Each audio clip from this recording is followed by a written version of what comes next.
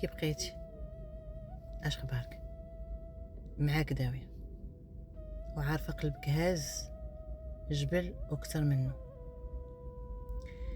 ما حدك مع راجل كيف ما كان المجتمع تيعتبرك ان راكي عندك واحد الحصانة، المهم راجل وصافي. عائلتك ما تهمهمش واش هذاك الراجل لايق صالح ولا طالح.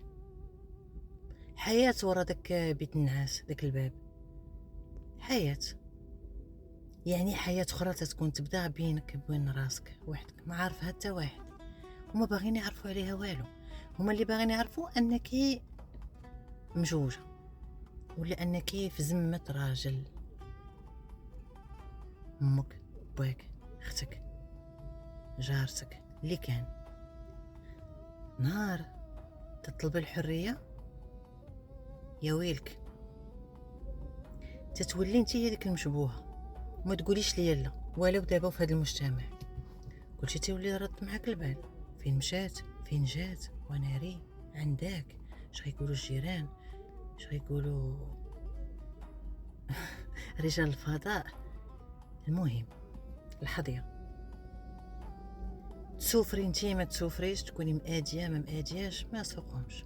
المهم راه عندك راجل، اش طاري مع داك الراجل ما سوق حد.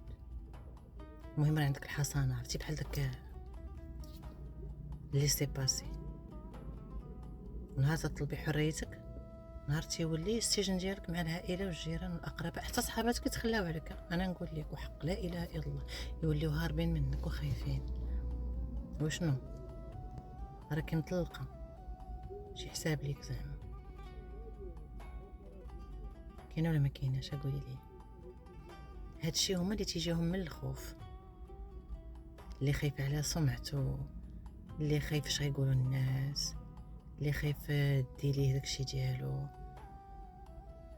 ولكن حتى حد ما خايف عليك ياكي، انت باغا غير تعيشي، ولكن هما اللي غيقتلوك.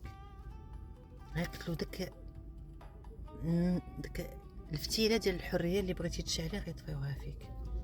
انت غتولي تقولي ندامتي، اللي نعرفو احسن اللي ما نعرفوش. المهم هذه كانت فضفضه من مرة لمرة، لان بزاف منكم عايشينها ودولي عليها. انا نور هدى، تتعرفيني وتنعرفك، معالجه وتندير تحرير المشاعر.